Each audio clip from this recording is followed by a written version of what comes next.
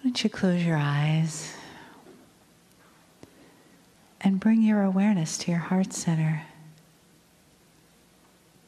and feel what's there. Take a breath.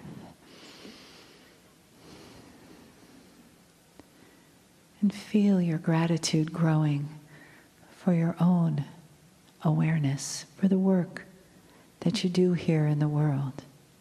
Appreciate yourself for caring enough to do what it takes to open your consciousness, to expand your horizons, to heal, to be of service, to come here and be with family, to meet new family, to reconnect with family that you haven't seen in this lifetime, to give yourself the love that you deserve, to honor yourself.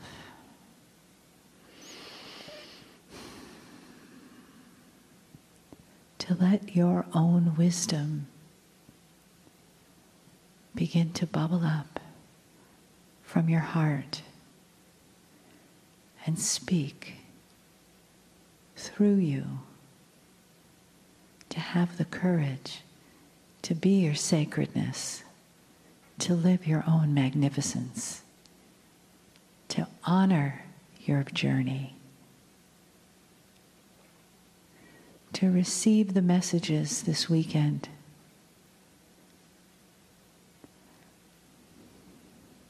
to live in your power, in your divinity, with the support of the entourage here this weekend, with the support of Kryon, through all of it. And we prepare ourselves to receive a final message, and a message of love to all. Greetings, dear ones. I'm Kryon of Magnetic Service.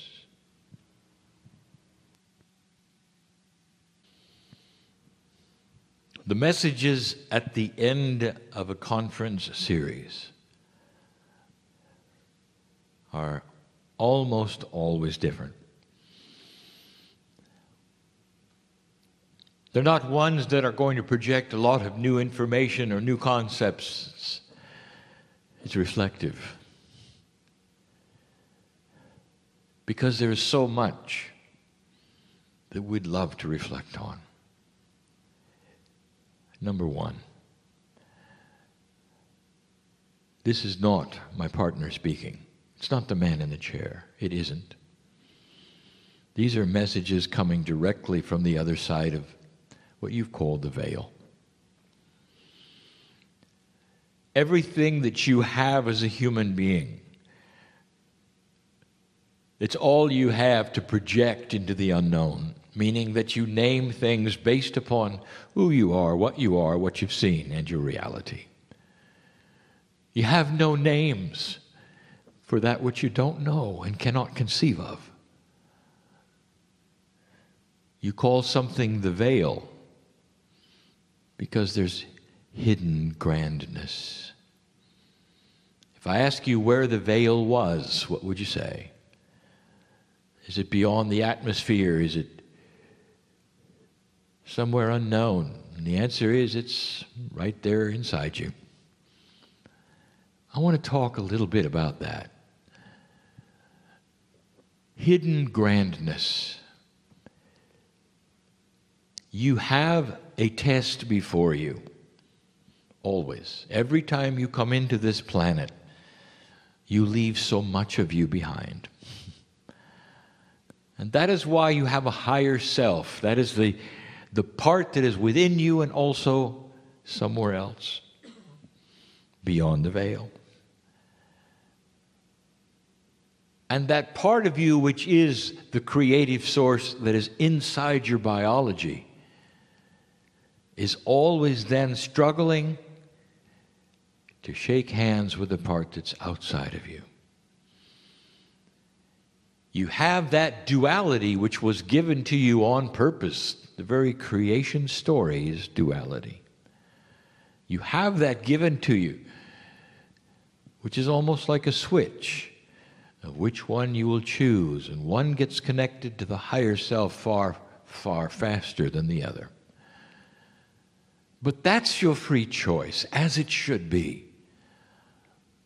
So that any one of you that decides to start connecting to that creative source and find the God inside, it's by choice. It's not because someone told you to. In fact, you probably already know this, but if somebody tells you to connect, that doesn't mean you're connected. If somebody then says you should do this, it doesn't mean that you're connected. It must be with pure intent of that part of you which loves God. And that is the switch that opens what I will call the rest of the story. There's hidden grandness. Part of the hidden grandness, even of Gaia, even of your reality, will start to open up in the next few generations. And what I mean by that is you're going to see another kind of reality based upon that which you discover. It'll become a time when you look backwards and laugh at what you didn't know. It's that profound. Even right now, old souls are awakening to a new kind of reality in their spirituality, in their everyday lives, and something that was even discussed today, and I'll get there. I want to be reflective. If we could wave some kind of what you call magic wand and take away the veil just for a moment, the first thing you'd do is gasp in wonder of who's sitting in the chairs before me. And the second thing you would do would remember who you are at the soul level when the universe was created yet again. Oh, if I could show and tell you. All of these singularity kinds of perceptions, what I call point source thinking, is all because the human being is limited, but not for long. You think there's one universe. You talk about the Big Bang. You don't understand that there's always been multiverses and that yours is one of many. And that the creation was simply the expansion between membranes, if you want to call that, of dimensionality, which then become creative events making new universes. All of this kind of talk is something you'll discover. And you'll have this as a reference to say, Kryon was telling us something that now is true. It becomes true to you when your own science then comes in line with what I'm telling you. But right now, it's simply a channeler. Channeling an entity giving you information. But dear ones, what I'm telling you is true. Everything that is around you is what you have called multidimensional. Now that's not a word that Kryon made up. And what this means is that there's various layers of reality that you would then accept, even though all the layers are present all the time and you're looking at them all the time, you only accept and believe and live in a few. And there's reasons why this is, because your perception itself, the senses that you have, you call biology, are limited. And they're limited at this point because you simply have not evolved past that limitation. And so there you sit. And in your mind you would say, I see it all. And I say, you see very little. You only see the limited parts. And that's about to change. If the world, if the universe, if the galaxy is multidimensional, why is it that you would believe the biology in your body is so limited? If it's the same stuff of the universe, why do you clamp a lid on it and say it is only this big? Why do you roll your eyes when somebody says, there's more, look, there's more? And you say, oh, show me. And it can't be shown if you only have limited perception. Again, in a black and white world, color is rejected. Because color is simply shades of black and white. And then when somebody sees color, you get worried that something's wrong. And the peers will beat you up until you say, okay, I never saw it. I go with you. Everything's black and white. And this is what's happening on the planet right now. We've said the words because of this parable, color is coming. And this is a puzzle to many. And what we say is the grandness of what really is there may show itself soon. And the grandness of what is there is a multidimensional reality for you. And what is going on right now that is so puzzling to many is this is starting to show itself in the consciousness of human beings. You talked about compassion today. There were elegant descriptions of what it is. Why is compassion different than empathy? When you see some person in front of you, some beautiful person in front of you, if they come at you and you know them and they're coming forward to you and you recognize somebody who loves you and you love them, you're going to have a reaction. Now, if you recognize them as an enemy, there's going to be another reaction. Let me ask you this. Could you have the same reaction to both? Compassion. And if you can say yes, I would like to tell you something. Welcome to a multi-dimensional emotion called quantum compassion. In other words, multi-dimensional compassion.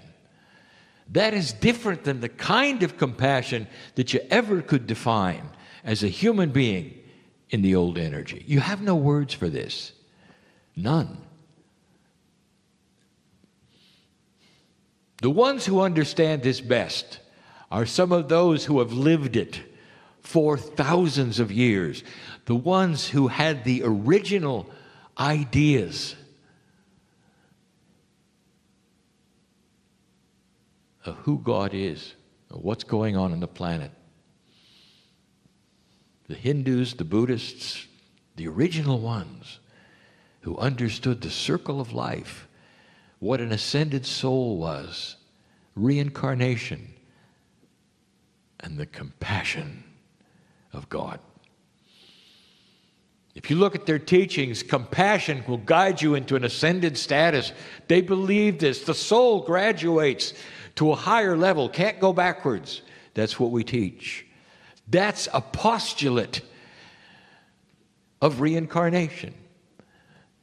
The next time around, you're going to retain what you have and move forward. But what you're going to learn in this new energy isn't just that you get a little better, that you're opening up to a new way of relating to the higher self, a connection that is so different. It's almost like color in black and white's different. The light is turned on different. The connection to innate starts to be a lot more solidified.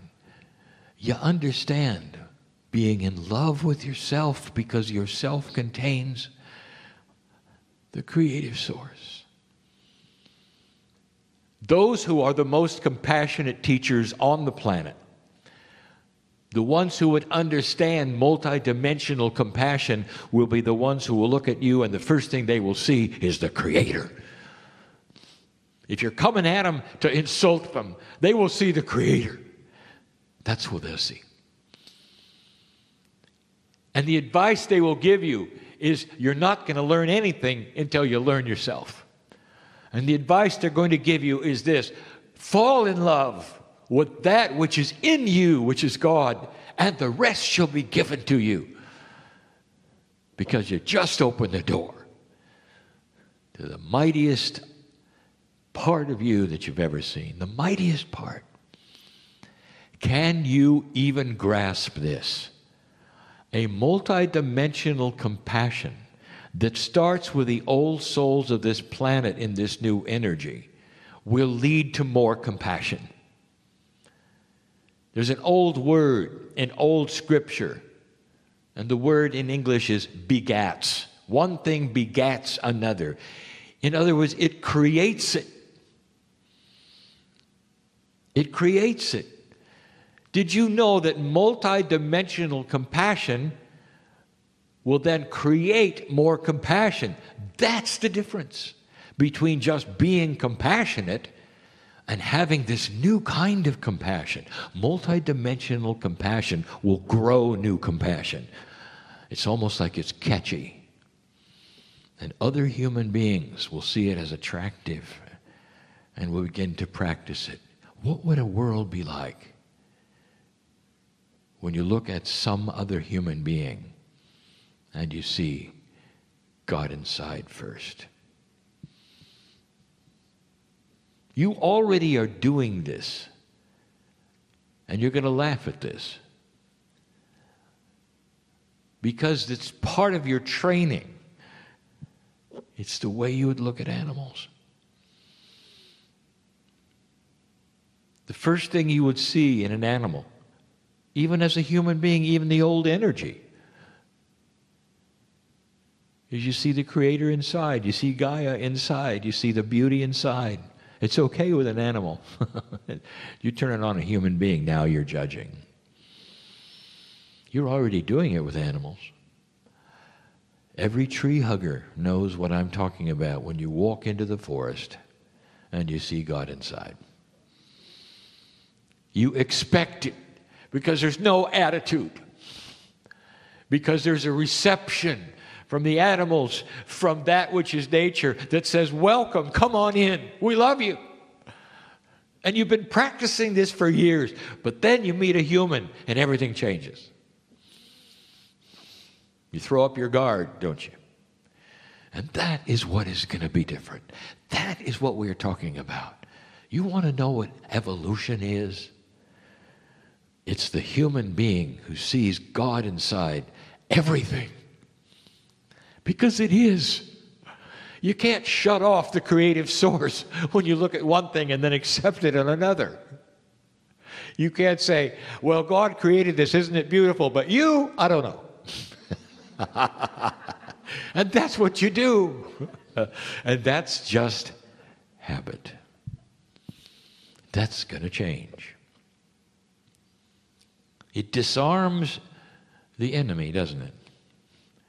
And when I say the enemy, I mean darkness. I mean negativity. I mean drama. It disarms drama when you come at it with love. Totally disarms it. Somebody is ready to come at you with an argument. or call you names or something else. And suddenly the countenance that they receive is a compassionate one who loves them no matter what, and they just don't know what to say. It just falls on the ground. They don't know what to say. That's the catchiness of it. And then at some level, the disarming of that, then they start saying, I want whatever it is, I want it. I don't know what you've done, but I want it. That's catchy. Compassion begats compassion. This is what ascension status is all about. You've heard this word. It means you ascend your vibration. It goes up. You ascend it and start thinking more and more like an angel would think, perhaps. A master would think, perhaps. Or a shaman. And that's going to be really ordinary. It's coming to this. But for now, we just described the first step. Can you be compassionate for that which is inside you, which is the creative source, and clean up your own act first? Can you love yourself to that degree and say, I'm worthy to be on the planet? I'm actually here on purpose, you can say. It's not a mistake. I've got a soul that is here, and it's allied with Gaia. It's got a friend in nature. The animals know me. The flowers know me. I'm here for a reason. I'm part of everything. Congratulations to myself. Can you say that? You fall in love with the idea that you belong here. And then you start to settle down and relax. And everything else becomes something that you can deal with. And dear ones, that is the way of things. That's what happens when the light is being turned on to a greater truth, a greater grandness. Now, I want you to compare that to some other things you're seeing on the planet right now. Do you see the black and white? Do you see the darkness of consciousness that doesn't see God inside? Now you're starting to see what we talked about for so long, the separation, no more fence sitting, the knife that literally cuts duality so that you can see which side of the fence individuals are on. Light is winning and will continue to increase on this planet. But if you want to be a catalyst to make this go faster, you'll fall in love with this yourself. Questions from human beings constantly to spirit. When is it going to happen? I'm tired of waiting. Please make it change. All of those questions completely show the ignorance with the old energy to the new. You don't really even know what questions to ask. Don't you understand? You're the catalyst. You turn to God and say, please change things. And we go and we say to you, whenever you do, we're fine. Not understanding you are the catalyst. Old soul, you sit here. You're the catalyst. Old soul, you want things to change faster? I am sitting here as Kryon saying, I want it too. How about we do it? And that is with you doing it. You make the change. You make the decisions. Because the ball is in your court, old soul. You are getting closer and closer to the veil, where all the action is, where you turn on the light, and you know who you are. It's a message of revelation and grandness. Can you see this? Can you see the grandness of it all? Not the little problems that you came in with. I say they're little. They're little because I know your grandness. I'm not belittling them. I'm wanting to enhance you with truth. You are a multidimensional being, and it's about time you saw it, claimed it, and left here differently than you came. That's the message of today. It's the end of a series, and you leave. This particular group will never be together again like this, ever.